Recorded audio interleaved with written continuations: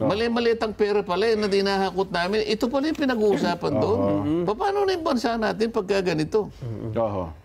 Anong pakikinabangan niya? Wala. Totoo po. Pero ang magiging disgrasya sa kanya, marami. Hindi lang sa kanya, kundi sa pamilya niya. Yun ang isang credible na witness. Wala siyang motibo eh. Pansarili, wala. Pero siya yung siyang inuusig ngayon. Hindi ka. Fraudulent ka niya yung kasi yung nagnotaryo hindi niya siya pumirma, daw. Hinahanapan ho ng butas, isa ngayon ang diyan mahalata mo na yan. Kahit saan po kayo pumunta na mataong lugar, lalong-lalo na po sa mga syudad na pinapaligiran ng mga city hall, nandyan po nakapaligid ang mga notaryo publiko. Naging cottage industry na po yan. Magpanotaryo ka dyan, nagpapaligsahan pa sila Meron pa silang taga-tawag, notaryo. May nakalagay pang paske. Totoo po yan. Notary Public 24/7. Walang tulugan to. Pupunta ka roon. Saka gusto mong makapag-notaryo ka. Kung meron siyang maliit na bintana roon, lahat ng papeles mo, iaabot mo sa kanya. Pagkatapos niyang pag-i-stampan lahat, pipirma niya ganyan, sisingilan ka ng kaukulang bayad. At saka niya iaabot sa'yo. Ikaw ba na nagpanotaryo? Tatanungin mo ba sa kanya? Gusto ko pong makita kung kayo po talagang pumirma nito. Nasaan po ba si attorney? Gusto ko po, attorney, kung kayo po, yung pumirma po kayo uli para malaman kung pirmaho nyo talaga ito. Meron bang gumagawa ng ganyan? Mukhang wala. Pagkatapos ito ang gagawin ng mga kasama ko sa Blue Ribbon Committee? Lalong-lalo na yung pumalit sa akin. Saglit lang, sir. Bago kayo mag-alab ng kalooban sa bagay na yan, meron lang kong kasing paalala ang DOH. Nagpapaala-ala po ang Department of Health sa publiko na laging unahin ang kaligtas ng pagdinig nung siya'y humarap, biglang nawala. Wala na raw nakakala kung saan siya naroon. Kasi ako naman, ang katwiran ko, kasi wala namang pagdinig at hindi naman siya ulit ipapatawag. Pero kung sabay ipatatawag, may garantiya bang babalik itong si Gutesa, Sen?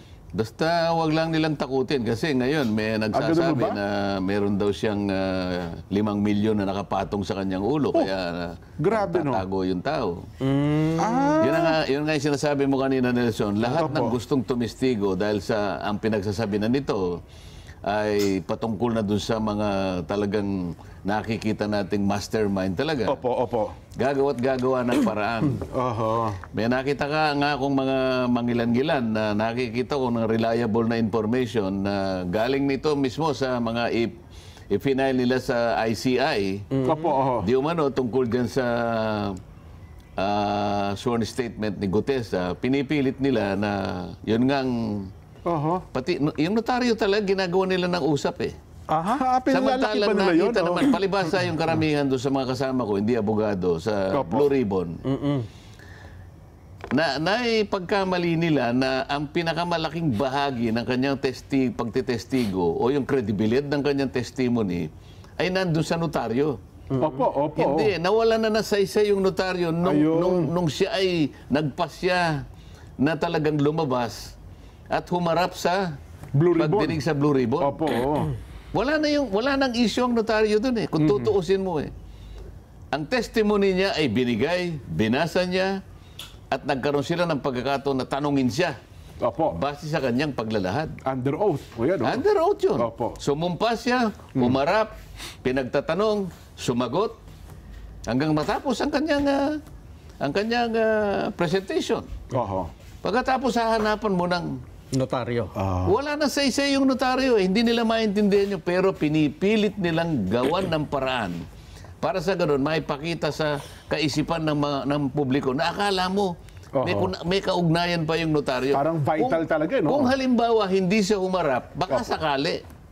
Baka sakali lang. Yung dokumento lang ay sinabmit. Kung dokumento lang ang sinabmit. Pero hindi po pwedeng hindi siya doon. Kasi nga, sino magpapatunay kung hindi siya darating din? Susumpa pa rin siya na ako po ang may pirma dito sa sworn affidavit na ito. Halimbawa, Sen, may dala-dala nga siyang papel doon. Yung salaysay niya. Hindi notarized. Okay lang din yun. Kasi nga, sumumpa siya. Ayun. Kaya Kaya gusto kong patunayan na hindi issue yung kanyang Notaryo. notary public na yon. Nasabihan siguro yung babaeng nagnotaryo na hindi niya pirma yon. Kaya lang, sa tamang panahon, kapag nakuha ko na yung kopya ng mga dokumentong ninotaryo mismo ng opisina na yon, at pare-parehong ganun ang pinanggalingan, magkakasala din yon. Ayun. Sapagkat sa notarial service law, kailangan nakaharap yung nagnunotaryo at saka yung nagpapanotaryo. Dito maliwanag na nag-assign lang siya ng isang staff doon o kaya secretary. Totoo. Para lang additional na kanyang ikabubuhay. Isip-isipin mo, sa dami ng ninunotaryo niya, September pa lang, book 8 na. Wow. Oo nga naman. Ibig sabihin nun, halos isang buwan ganun kakapal ang kanilang ninunotaryo. At saka Talagang hanap buhay nila. Tsaka may mga branches pala sa Sen. Yung branch niya nga, doon sa Villaruel, sa Pasay City. Sa Pasay, meron para sa ibang lugar. Ang gagawin mo lang, kukuha ka lang ng sample . O halimbawa, noong January, February, kukuha ka ng sample. January, February, March, April, May, June, hanggang August. Makikita pare-pareho yung notarial details. Pare-pareho yung pirma. Pareho yung pagkaka-stamp ng dry seal. Sasabihin niya ngayon na hindi mo nga talaga pirma, pero meron kang pinayagan, isang taong pinagtitiwalaan mo na pumirma para sa'yo. Meron siyang para imprimatur. kumita ka. May imprimatur siya, Sen, ano? Oo. Inatasan niya yung tao. Baka akala niya kung dininay niya yung kanyang wala na siyang sabit doon. Pinayagan mo Pinayagan mo na magpanotaryo ang mga tao dito, may inassign kang isang staff at siyang pumipirma para sa'yo. Hindi nga ikaw may pirma, kaya lang ang pagpapatunay na binigyan mo siya ng karapatan na pumirma para sa'yo, kasalanan mo yun. At huwag mong bibigyan ng sala yung taong nagpapirma at nagpanotaryo. At pinalalaki pa na ng gusto, Sir. Bagamat ito, nasagot nyo na nga dati, nung may nalagpasan daw na ilang paragraph, itong si Gutesa, ikino-coach nyo parawan niya. Mukhang...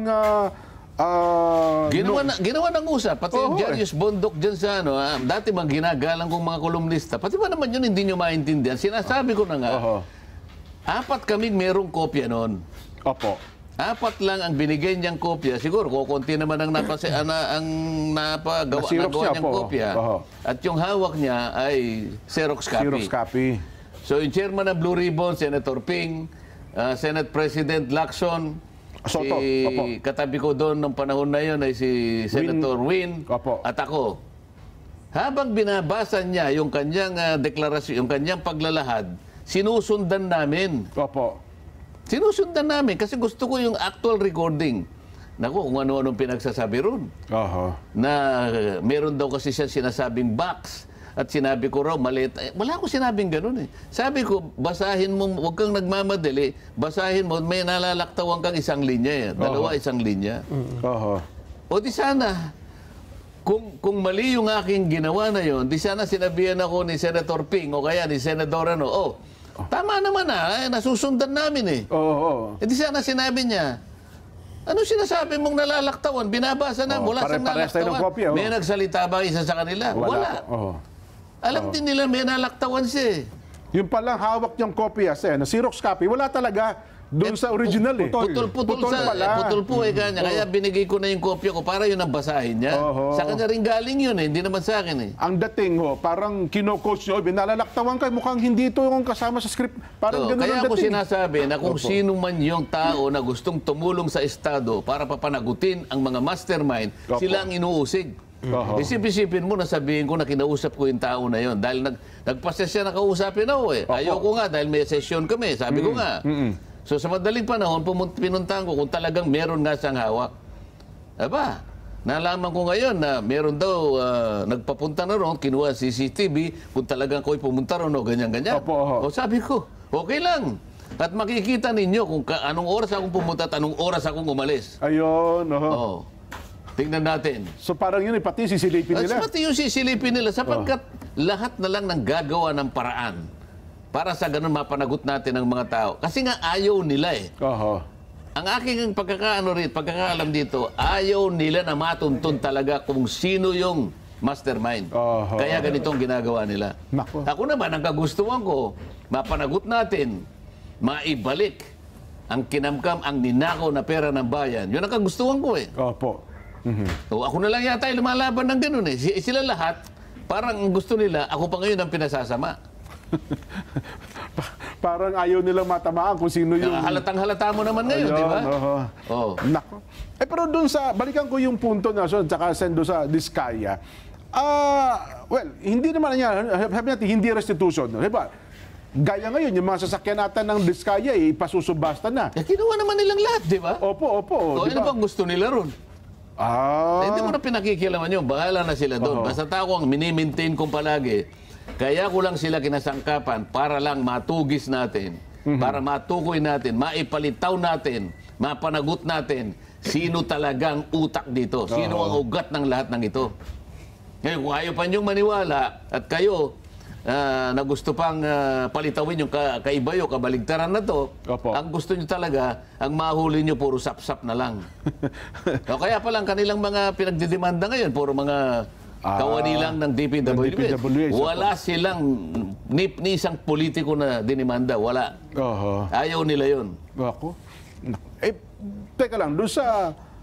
Wala ba lang, wala ho bang offer ng mga Diskaya? Sen, pakisabi mo nga sa kanila, magbibigay na lang kami kahit 1 bilyon para lang matuloy na lang itong pagharap namin sa Senado, kaya pagiging state witness. Wala ba silang offer na gano'n man lamang sa... Hindi ko na katungkulan yun. Basta naiharap ko sila, inayawan sila sapagkat ayaw nga nilang matukoy yung bahala na sila. Ngayon, kung may paraan sila na matukoy talaga yung mastermind, sa akin palagay, hindi naman nila gagawin. Kasi lahat ng tumitestigo para matukoy lahat yon ay kanilang ginigipit, kanilang ginigisa, kanilang pinag-uusig. Wala silang hangarin na makita yung totoo. Ang hangarin nila ay mapagtakpan kung sino man ang may utak dyan. Saan merong isang post sa social media na maganda lang ito, hindi ko na papanggitin yung isang abogado po ito. Maganda yun, yung kanyang, yung ating pinag-uusapan na may kinalaman dyan sa restitution. Sabi nung itong abogadong ito, pinipilit ni Senador Marcoleta ang posisyon niya na hindi raw pwedeng mag-impose ang DOJ na condition na restitution bago tanggapin ang mga Diskaya bilang state witness. Pero sabi niya, halatang hindi talaga nag-practice daw ng litigation si Senador Marcoleta. Ganito lang kasimple yan. Sa litigation ng abogado na humahawak ng kaso ay may full control sa presentation ng evidence. Siya ang nagde-decide kung anong ebidensya ang ipipresenta niya at kung sino ang magiging testigo niya. Walang sino mang pwedeng magdikta sa kanya, hindi korte, hindi senado, at hindi kahit sino. Kaya kung may lalapit sa isang abogado, sabing, attorney, gusto ko pong mag-witness sa kaso ninyo, may absolute discretion ng abogado na sabihin, hindi kita kailangan. At kung gusto niya, pwede rin niyang sabihin, sige, tatanggapin kita, pero magbayad ka muna ng utang mo sa client ko. Ganun daw po kasimple sa ng kanyang punto. Ano sasabihin natin dyan? Parang gusto niya patunayan na bagamat wala yung restitution doon sa batas, may discretion pa rin daw po yung mga abogado na kung yun ang hinahanap ng Department of Justice. Ayan. Hindi nila naiintindihan ang matagal ko nang gustong ipaliwanag. Hindi madali para makatukoy ka ng malalaking isda. Walang magbo-volunteer sapagkat masasapanganib sila. Di ba? Paano ba natin ipaliliwanag sa napakasimpleng pananalita ito? Kung hindi ka gagamit ng whistleblower, wala kang makukuha. Walang magtuturo Walang magbo-volunteer. Ngayon, kaya lang naman meron tayong witness protection program para sa ganung mga pagkakataon. Di ba? Kailangan i-process mo sila. Kailangan pumasok sila sa proseso para sa ganon, kung qualified sila, maging state witness. Yung sinasabi ng abogado yan, malayo doon sa pagiging state witness. Ito sa pilitan na magiging state witness siya, kaya nga pipirma siya doon Pero sa pagtulong niya sa Estado, kinakailangan meron siyang protection. Sa example ng abogadong sinasabi mo, wala ito Di ba? Protection ng Estado ang ibibigay sa kanya. Doon sa witness. Kailangan mong maproteksyonan dahil mahirap ang kanyang gagawin. Yun lamang ang ibibigay. Kaya nga yung title ng batas na yon, Witness Protection and Benefit Program. Ngayon, kung ikaw mismo maglalagay pa ng ng iba pang requirement, hindi mo siya tinutulungan, hindi mo siya pinoproteksyonan. Lalo mo siyang pinahihirapan. Ginagamit mo na nga siyang kasangkapan para makahuli ka nga eh. Pagkatapos, bago ka makahuli ng malaking isda, siya pa ang gagawan mo ng... Bibigyan mo ng kondisyon. Bibigyan mo pa ng kondisyon. Wala ka talagang mahuhuli pagka ganyan ang usapan. Ayun. Yun ang pinakasentido ng gusto kong mangyari.